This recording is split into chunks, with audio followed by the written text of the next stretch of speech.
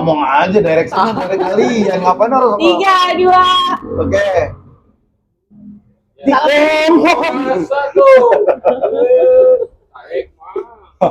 Assalamualaikum warahmatullahi wabarakatuh. Selamat Waalaikumsalam warahmatullahi pagi, siang, wabarakatuh. sore. Waalaikumsalam. Siap. Alhamdulillah. Alhamdulillah, Mion. Kita kedatangan apa ya? Kawan ya, Kawan ya? teman Iya. Alhamdulillah. Alhamdulillah. Oke. Bisa sharing-sharing kali ya. Bisa Boleh. ilmu Boleh, lah. boleh. Iya. Ilmu kita nih belum pernah nih bahas masalah ini nih. Jangan susah-susah tapi ya. Jadi sebelumnya gini, Mas, kita tuh ada podcast Dukbar. Mas, apa sih, Pak? Om aja lah. Biar awet dokter ada. Dokter ya. Dokter aja, Oke, dokter. kedatangan dokter nih ceritanya. Apa? Jadi Dukbar ini kan warkop yang ya dibilang warkop ya warkop banget sih memang. Siap. Jadi Iya, kita tuh sih. ngobrolan Betul. banyak ya narasumber kita, pembicara kita tuh banyak dari kalangan berbagai macam profesi sih. Oke, Gitu, siap. Mas Dokter Habib. Kita belum kenalin. Oke, kita kenalin dulu ya. Oke, Mion. Iya. Jadi Kan temennya Mion ya? enggak sih, ini saudara kita Saudara, semua, iya, gitu loh. Iya. Jadi kebetulan ini kita kedatangan tamu jauh banget, nyebrang kelurahan kayaknya. Nyebrang kelurahan. Beda. Jadi keramat sama jadi bening. Iya benar. Jadi ada teman kita, saudara kita ini kebetulan berprofesi sebagai dokter ya. Betul. Iya. Betul. Jadi malam ini kita kedatangan dokter, langsung aja lah dok kenalan dok. Siap. Nama gue Dr. Reza. Sana, Dok. Ya, oke. Iya, siap. Namanya Dr. Reza. Saya alumni dari Trisakti kedokteran ya. Angkatan Sama ya, sama Mion ya, sama. Lu sebut angkatan dari malu gue juga. Ya, alumni Trisakti kebetulan punya usaha klinik di daerah Jati Bening. Klinik ya? Klinik. Dan kebetulan Dal, Ya. temen saudara sekomplek itu di komplek tempat gue itu, Ya. kita tuh percaya untuk berkonsultasi, bertanya dari hati ke hati gitu, masalah kesehatan ke beliau. Karena Iya. Apa ya? kedekatan emosional ya? Enggak, Apa karena tetangga? Atau Enggak. Karena kalau menurut gue pribadi ya, pendekatan beliau untuk menjelaskan kepada kita nih yang lagi sakit gitu ya, Iya. itu tuh masuk gitu loh. Jadi nggak cuma ngasih sakit apa, diperiksa, ini obatnya, enggak. Oh iya tuh sering banget tuh dulu. dok. Makanya ini Gitu. yang menarik buat Sering buat banget gua tuh, kayak Dok. gitu. Jangan ditambah-tambahin kayak enak malu. Kadang-kadang kita nih, kita masyarakat umum tuh kadang-kadang dokter itu nggak ngelihat nih kita latar belakangnya apa, berpendidikan atau mengerti nggak ini dengan istilah-istilah kesehatan, kedokteran, medikal kayak gitu kan Siap. banyak menggunakan istilah-istilah Medis ya. medis gitu kan. Hmm. Nah mungkin karena itu juga warga dari kompleksnya mungkin tertarik ya dok ya. Sebenarnya Apa bukan sebenarnya itu Gua jadi tuh- kewajiban nggak sih dok harus menjelaskan ke masyarakat umum iya, dong. bahasa medis gitu, wajib nggak sih? Ya kita coba ngajak pasien itu berbicaranya itu kalau kita ngomongin yang penyakitnya itu kan bahasa itu kan nggak diterima sama pasien. Yes. Jadi yang gampang dicerna, gampang diterima sama pasien, Ya. itulah yang memang harapannya si pasien tuh tahu dia penyebabnya ini apa misalnya gitu kan, sakitnya ini karena apa. Nah itu gimana caranya kita menyampaikan ke pasien gitu loh. Ya.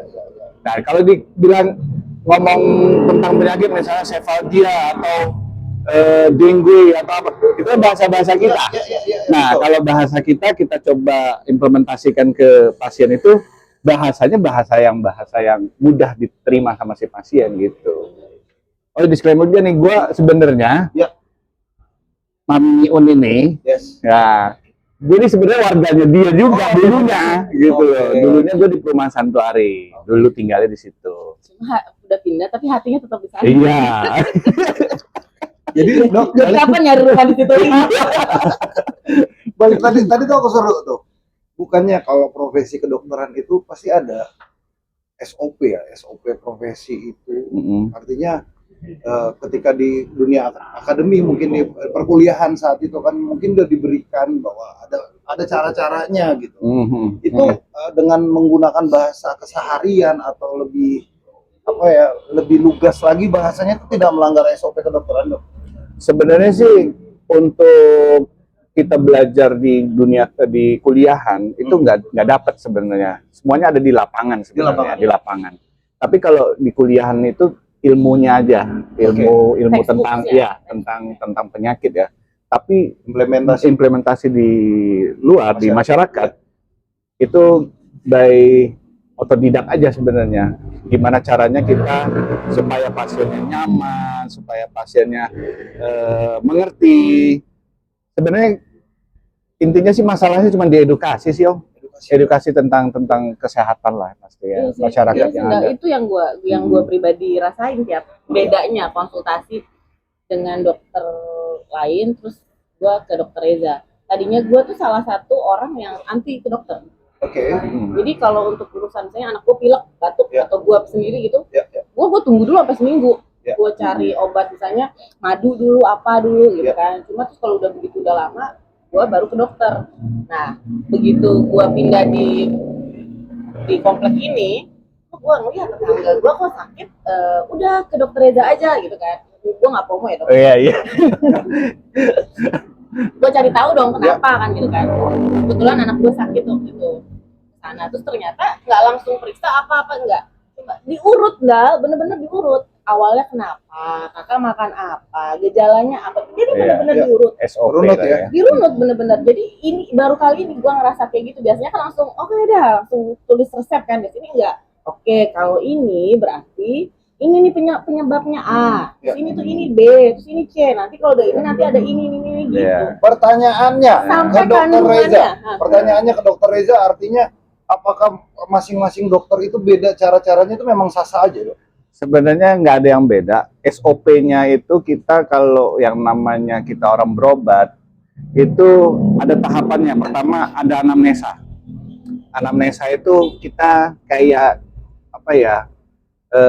Ngobrol ya keluhannya apa, dari kapan, ada keluhan ini enggak, misalnya sakit kepala dari kapan. Nah itu tahapan-tahapan itu dari anamnesa itu kita dari 80% kita udah bisa tahu nih arah penyakitnya kemana. Gitu dari anamnesa tersebut. Wawancara itu betul.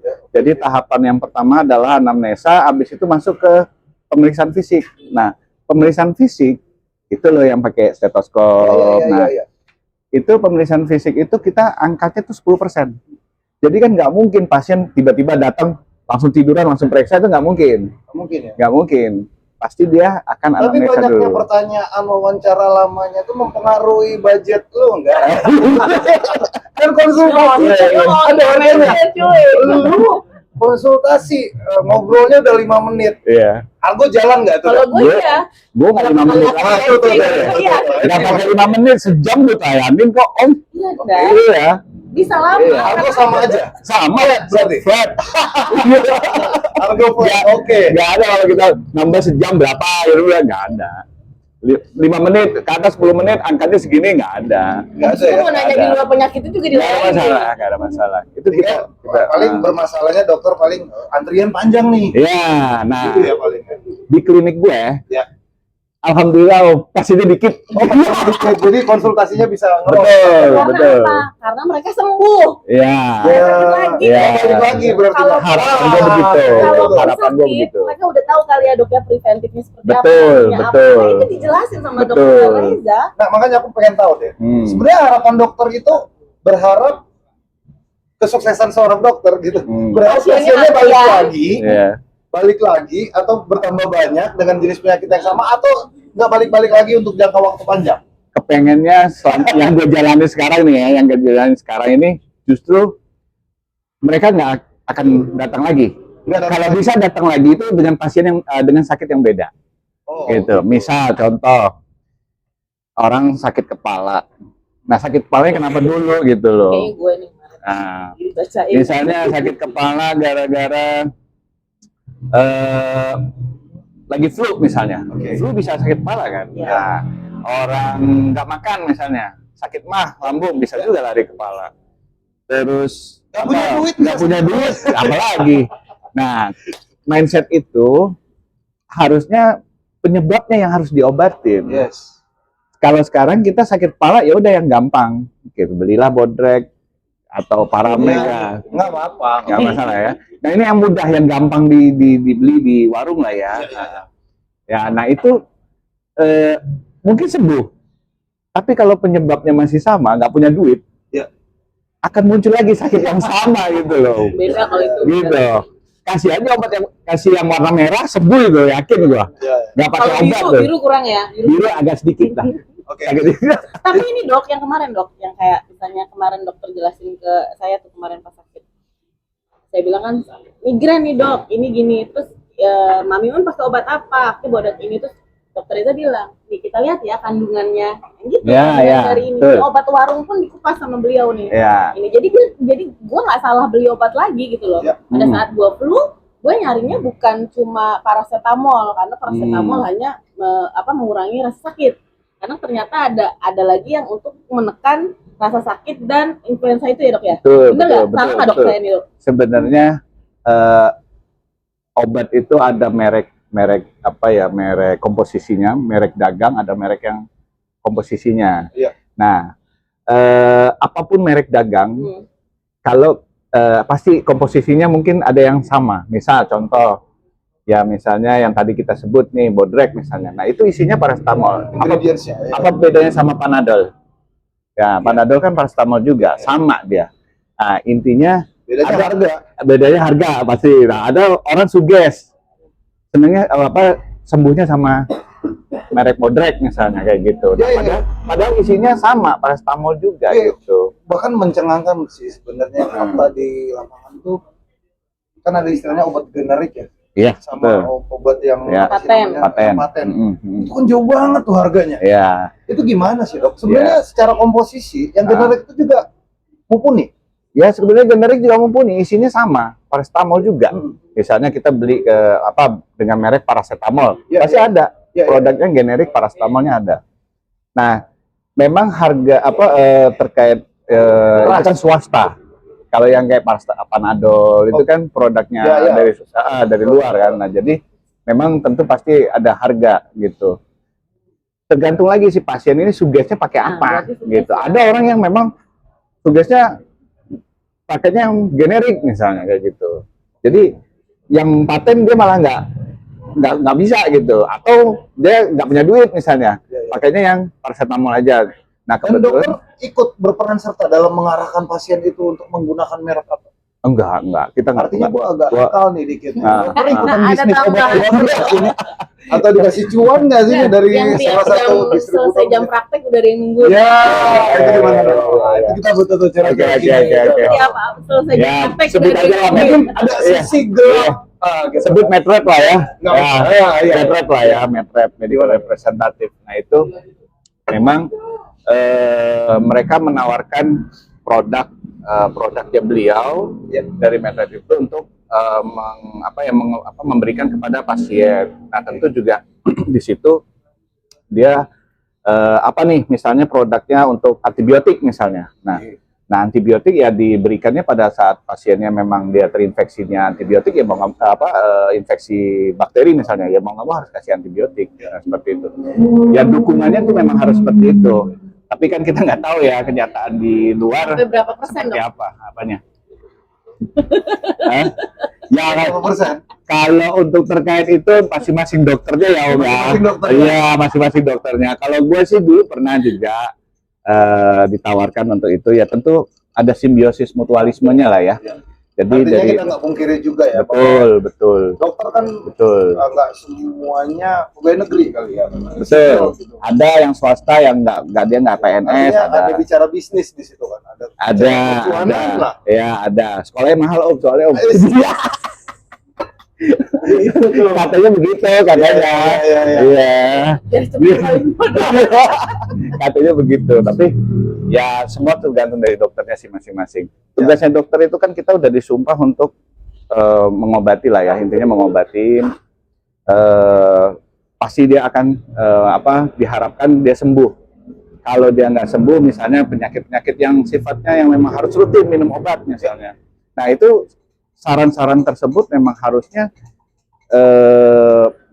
diedukasi sama si pasien. Kadang kan ada pasien yang nggak mau minum obat. Kalau banyak nanti larinya ke ginjal katanya gitu Nah, kan. itu gimana? Nah ini mindset ini yang harusnya kita coba apa ya, coba Benahi kita ya. luruskan kalau Luruskan, kita bilang oke. gitu kan. Misal contoh nih, orang sakit gula misalnya. Nah, sakit gula itu kan orang malah pakainya yang lain gitu, misalnya pakai daun inilah, dapat rekomendasi lah ya. Padahal herbal. nah padahal di situ ya kita bukannya apa-apa ya. Di situ kita sisi yang sifatnya herbal, justru kalau saya pribadi ya, saya nggak mempelajari di situ. Tapi kalau untuk yang kita sifatnya medis, yang memang itu memang dia harus wajib minum obat. Artinya apa? Gula itu, lu tahu nggak Om? Ya. Alat pemeriksaan yang dicek-cek sini. Iya. Nah, yang cek ini. Lu tahu fungsinya untuk apa? Ngecek kadar gula, kadar apa sih? Angka ya, intinya angka ya. Oke, jangan jadikan nomor 1 itu. Itu boleh nomor 2 lah, buat controlling ya, buat nomor 2. Ya. Parameternya apa dong? Nah, justru yang nomor 1 adalah ini pemeriksaan ini misalnya ada 3 item ya, ada kolesterol, ada gula, ada asam urat ya. Betul. Nah, masing-masing ini ada tugas-tugasnya, organ-organnya masing-masing. Misal, contoh, gula, ini tugasnya pankreas. Oke. Nah, kalau kolesterol itu di hepar, hati. Nah, kalau asam urat itu tugasnya di ginjal, yang memfilter lah, yang untuk menetralisasinya. Nah, kalau orang sakit gula ini ada 2 macam. Ya, kita masuk ke masalah penyakit ya. Orang awam bilangnya gula basah sama gula kering gitu. Iya. Biasanya umumnya begitu. Tapi kalau kita di medis, memang betul ada 2 macam. Ada gula tipe 1 atau juvenile, ada gula tipe 2 non juvenile. Nah, 2 item ini ada perbedaannya. Kalau juvenile misalnya kayak bayi lahir sudah ada gula gitu. Artinya apa? Artinya dia di organ tubuhnya ini udah pankreasnya. Pankreasnya ini dari lahir sudah rusak, Om. Tugasnya pankreas ini apa sih? Dia bukan mengontrol, apa namanya? Memproduksi insulin. Nah, insulin itu kan ada yang dari luar, ada yang dari dalam. Semua manusia yang ada di dunia ini punya pankreas, berarti dia bisa memproduksi insulin. Gitu. Insulin yang alami lah dari pankreas itu. Jadi kalau bayi lahir sudah ada gula, artinya pankreasnya sudah rusak dari awal. Dari awal udah. Betul, berarti kalau sudah rusak dari awal, dia nggak bisa produksi insulin dong. Nah, tapi kenapa kok gulanya? Nggak, maksudnya dia bisa sampai dia dewasa gitu. Betul. Tanpa adanya insulin di tubuhnya. Tanpa adanya insulin. Tapi pada saat dia sudah terdeteksi ada gula, jadi bisa sehat, bukan sehat ya, maksudnya dia pakai obat juga, tapi dengan dari luar, yaitu adalah suntik insulin. Nah, jadi dia dari bayi itu disuntik insulin sampai dia dewasa. Gitu. Berarti ada sebagian indikasi karena itu ya sebenarnya tubuhnya kemampuan untuk memproduksi insulinnya itu sebenarnya. Nah, itu yang harus diobatin harusnya. Pankreasnya udah rusak dari awal. Gitu. Nah, tapi kalau yang tipe 2, tipe 2 ini masuk kategorinya waktu lahir biasa, normal. Nah, umur 30 tahun ke atas baru ada gula dia. Artinya di situ dia pankreasnya tadinya baik-baik aja. Gitu.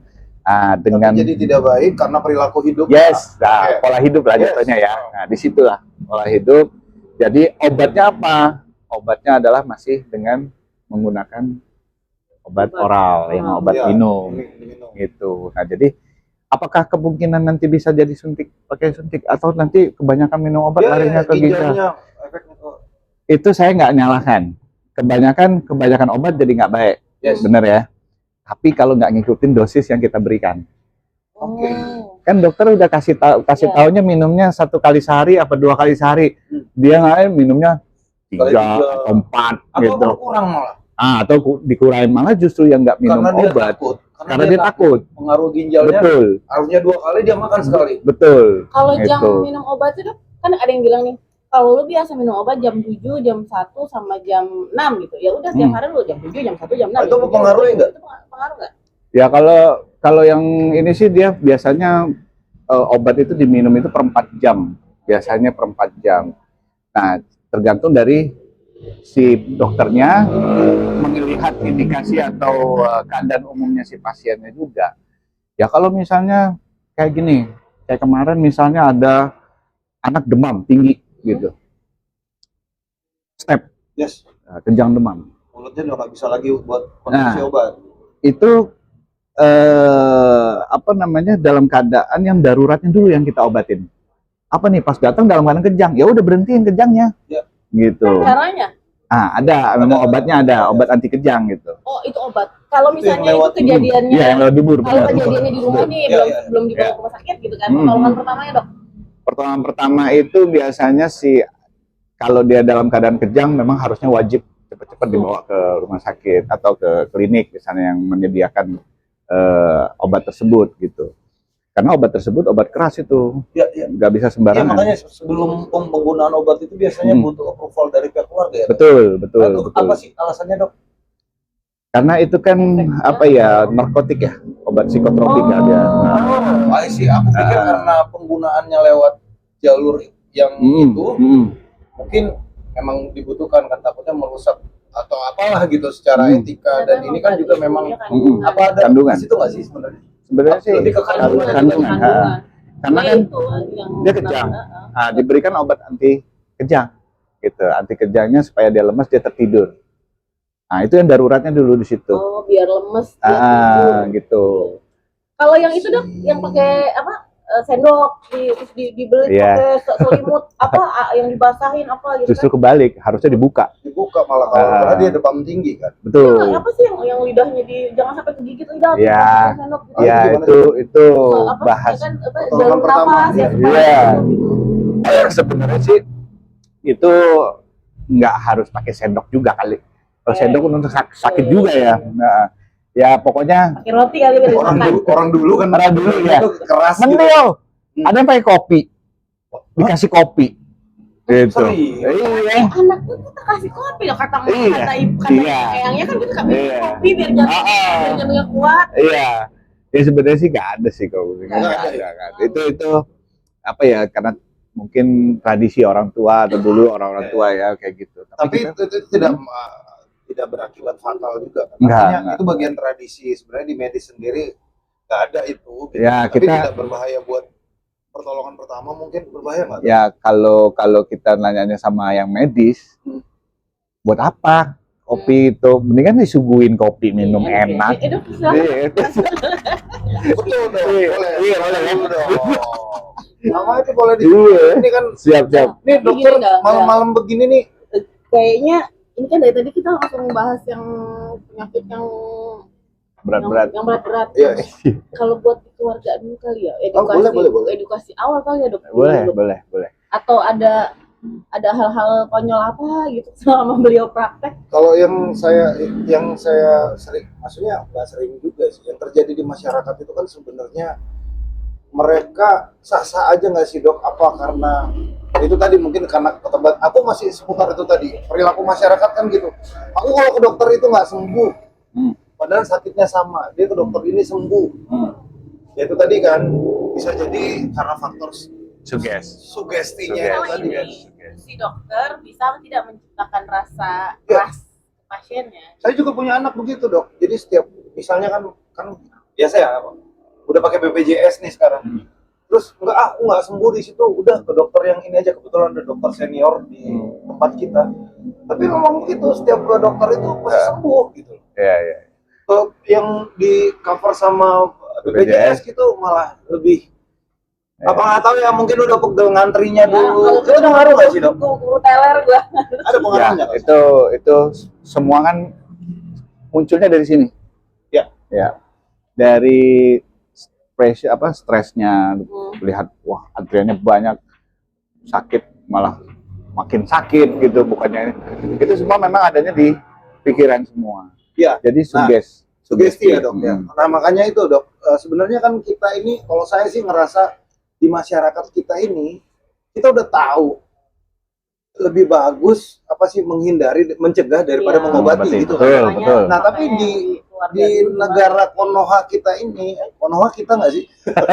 Nah itu maksudnya sebenarnya ada step-step kan sebenarnya ya dok ya. Artinya gini, kalau gua mau mobil gua nggak bermasalah, ada step-step yang gua diberikan sama pabrik gitu kan. Nah kita juga nih sebenarnya, apalagi manusia kan sebenarnya harusnya ada edukasi. Sebenarnya menurut dokter tuh apa sih sebenarnya yang kurang di masyarakat kita ini, akhirnya kita lihat nih makin ke hari saya lihat nih makin banyak yang sakit, aneh-aneh lagi penyakitnya udah gitu.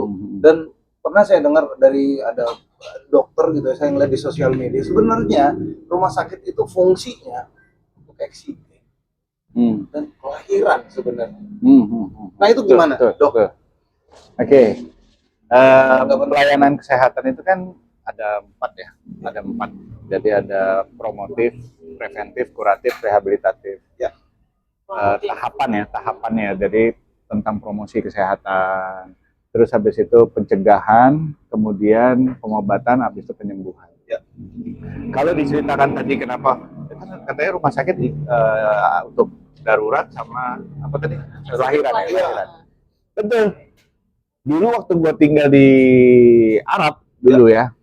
Itu ada eksperimen juga. Pernah masih kecil, belum jadi dokter. Belum jadi dokter. Ikut bokap dulu kan, bokap nyokap. Nah itu pernah gue dibawa ke rumah sakit itu sepi banget. Jadi yang banyak itu cuma lahiran yang banyak di sana. Nah, masih kecil loh. Masih kecil. Sukses di sana kan? Itu penanganan edukasi di sana. Iya. Mereka mungkin menjalankan itu, tahapan-tahapan itu.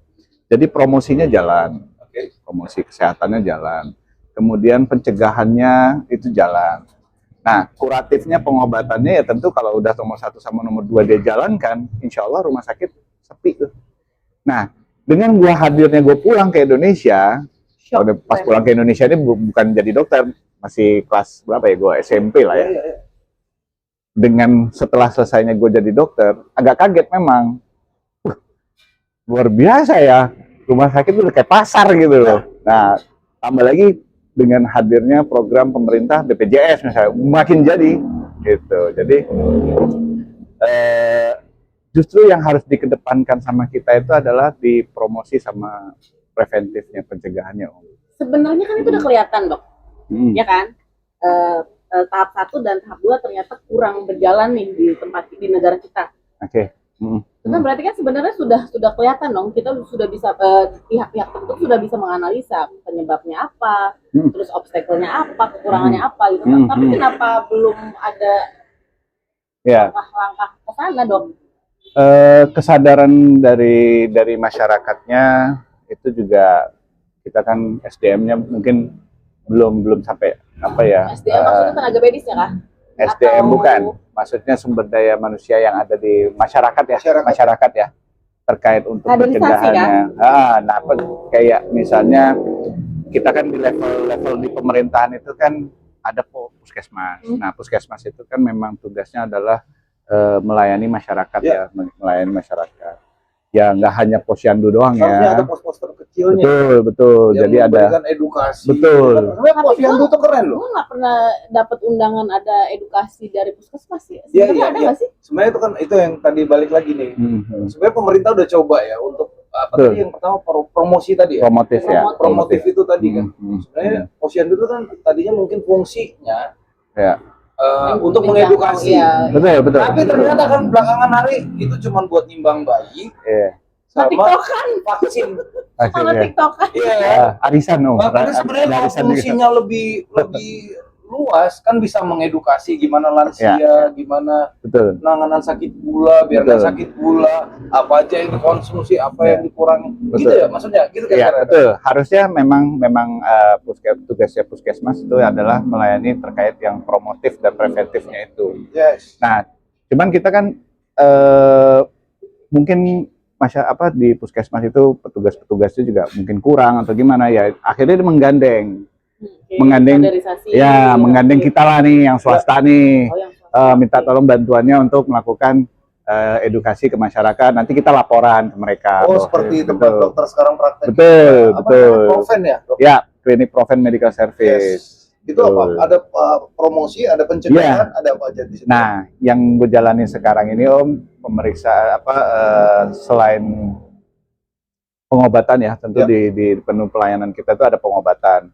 Yang kedua, pencegahan. Nah, pencegahan ini bermain di bidang medical check up yang gue jalani. Jadi medical check up ini kan nggak harus orang sakit aja, justru yang sehat. Ya, betul dok. Jangan sampai sakit, ya silakan medical check up. Banget tuh. Paling takut gue medical check up sebenarnya itu dok. Tentunya ya. Takut nggak ada waktunya. Nggak ada waktunya sama takut ketahuan. Nggak lu doang, banyak. Nah itu gimana? Ngadepin itu gimana? Justru kita coba mengedukasi ke mereka lagi. Apa yang harus ditakutkan? Justru biar tahu. Jangan sampai nanti ke yang lainnya gitu, ke penyakit-penyakit yang lainnya gitu. Dari tadi dokter aja ngomongin kita mengedukasi. Konkretnya apa yang udah dilakukan dalam pengedukasian ke masyarakat? Konkretnya? Konkret untuk siapa nih di masyarakat sekarang atau ke yang pribadi gue? Ya boleh lah dari pribadi dok. Kalau dari pribadi dok kan kalau lagi nongkrong nih suka mengedukasi dikit-dikit. Cuma maksudnya dari rekan-rekan sejawat lah, dari Proven sendiri lah, yang sifatnya mengedukasi berarti bukan satu orang kan, tapi dalam kelompok orang atau kelompok masyarakat itu udah ada belum? Ada kayak penyuluhan, kemudian kita memeriksakan kesehatan ya, periksa gula, asam urat, kolesterol tuh ke masyarakat itu kan masuk ke kategorinya medical check up lah. Berarti itu harus menggandeng pihak lain kah? Karena kan untuk mendatangkan peserta, karena kan tadi juga kan masyarakat sendiri belum ada merasa gue nggak butuh nih edukasi, masih kayak gitu, masih kurang lah itunya, kesadarannya untuk mendapatkan itu di lapisan bawah akar rumput. Itu gimana caranya? Memang yang bikin eventnya itu harus ada kita bilangnya supaya masyarakat itu mau datang. Tentu juga harus ada gimmick-gimmick lah, kalau kita bilang gimmick-gimmick. Ya. Intinya contoh ya kayak sekarang nih, maksudnya kan sekarang udah eranya teknologi, ada halodoc tuh ya. Oh ya. Nah, cuman kan terkesan tuh halodoc tuh hanya untuk pengguna yang memang tahu teknologi dan ketika yang bikin sakit hati sebenarnya itu sih, ketika ada pertanyaan-pertanyaan berikutnya, ada yang dia harus bayarkan juga. Iya. Money oriented-nya itu tadi sebenarnya. Nah, itu gimana menurut lu? Ya tadi kalau terkait itu kan ya gue cuma bisa nih dua nih. Dokter itu ada dua macam memang. Ya. Dokter yang memang murni dia menjalankan tugas, ada dokter yang memang money oriented lah, mencari duit. Yang mana, Dok? Gue.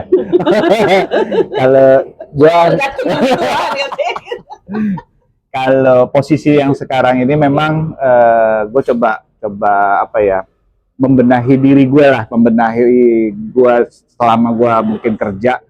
Gue coba bikin usaha deh gimana caranya gue mengedukasi. Kalau dibilang dari dua kategori itu gue coba yang nomor satu lah pasti. Kalau kita money oriented ya kita banyak lah dokter-dokter yang coba memberikan sosialisasi ke pasien tapi wane piro gitu. Nah itu ada yang kayak gitu ada. Biaya sekolahnya mah. Betul. Ini karena sebenarnya banyak banget ini yang bisa kita kulik dari dokter Reza nih. Baru mulai. Perasaan baru mulai deh. Udah habis ya. Banyak banget yang mau gue tanya. Kayaknya kita harus bikin seri sendiri untuk ngebahas masalah kesehatan. Jadi Dukbar itu banyak segmen-segmen tuh, Dok. Gue sih fine-fine aja orang. Ya, banyak pertanyaan sebenarnya yang pengen gue jawab gitu karena ini loh. Nambah dikit ya, boleh ya. Apa sih kayak misalnya edukasi kumpul bareng-bareng cuma periksa gula darah itu kayaknya apa sih Dok? Gimana sih? Pengabdian. Cuma gitu. Maksud gue tuh butuh yang kumpul, kita ada seminar atau edukasi bener-bener yang penanganan di keluarga dulu apa. Jadi orang tuh bener-bener pay attention ke sana, terus mereka bisa praktekin sendiri di rumah gitu, nggak sekedar cuma periksa tensi apa-apa gitu. Apa sudah melakukan lewat sosial media gitu mungkin? Kalau di sosial media enggak. Kalau gue enggak apa, memang gaptek lah. Bareng Kalau sama kita, ya, bareng sama kita. Ya. Justru yang gue jalanin itu mengedukasinya di pasien-pasien gue sih sebenarnya. Jadi ke pasien, kemudian ke kawan-kawan aja. Nah, kalau yang terkait pertanyaan tadi apa, Mami, apa sih tadi? Kalau misalnya tadi konkretnya itu. Ya, jadi kalau menurut gue pribadi, kalau cuma kayak tensi kayak gitu, tensi, ya banyak lah yang begitu. Tapi yang lebih pendidikan, lebih ke ya menjelaskan caranya, tapi dengan dikemas dengan bahasa yang memang dipahami oleh masyarakat. Iya, di bawah. Ya itu di edukasinya kita biasanya kalau gue di lingkungan yang terdekat gue lah biasanya ke pasien-pasien. Lebih gini community nambah lagi. Sebenarnya kita gini, bikin aja kali sini orang pasar dari. Sebenarnya gini. Kalau masyarakat cuma edukasi sekali, udah besok lupa lagi. Besok lupa lagi. Mungkin itu tadi. Kalau saya sih agak setuju dengan program pemerintah yang posyandu itu, tapi itu lebih diterapkan. Jadi memang ada hari-hari khususnya. Ya cuma buat bayi dan balita ya, tapi itu bisa lebih keren lagi sih sebenarnya. Cuman apa ini ngeganggu bisnis obat-obatan di Indonesia? Seru. Next episode gue mau bahas sampai situ. Artinya kalau semakin sehat penduduk kita nih, bisnis dokter, bisnis kesehatan, itu akan terganggu nggak? Nah ini keren banget nih. Itu next episode kita bahas lagi. Untuk sementara kalau mau ngobrol-ngobrol sama Dokter Reza bisa mampir aja langsung ke kliniknya. Di mana, Dok? Kliniknya di daerah Jalan Kemang Sari 4, Jati Bening Baru, Pondok Gede. Boleh 1 jam 2 jam konsultasi. Boleh, bebas ya. Bebas. Hari every day. Intinya gua kepengen pasien itu kalau bisa jangan sakit. Jangan sakit ya. Ya. Jangan sakit. Kalau sakit, oke, gue obatin, sembuh, insya Allah. Tapi kalau penyebabnya masih sama, ntar ketemu gue lagi. Yang enak gue deh, dapat duit lagi. Mungkin itu juga dulu yang Bapak kedokteran kita siapa sih? Ibnu Sina ya. Ibnu Sina ya. Punya filosofi bagus nggak dari Ibnu Sina sebenarnya?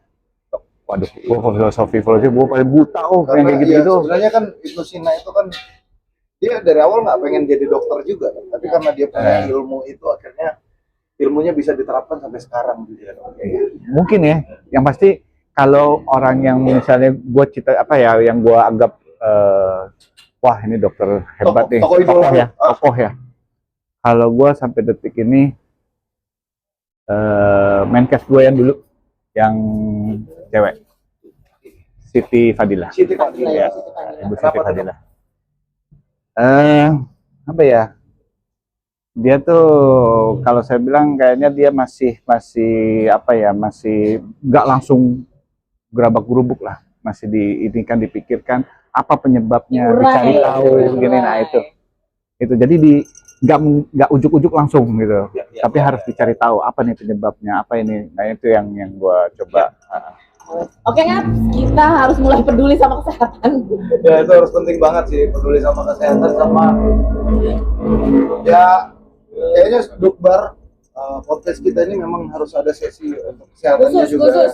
Terutama kita yang udah mulai jompo ini, butuh sepertinya diedukasi dok. Siap. Kita tunggu waktunya dokter. Siap. Terima kasih banyak loh dok, udah makasih. Gue yang terima kasih udah ada diundang di podcast. Akhirnya ya mampir ke sini juga ya. Oke, Gap. Siap. Saya Sokranda. Saya Dokter Reza. Amin. Selamat malam. Assalamualaikum. Waalaikumsalam.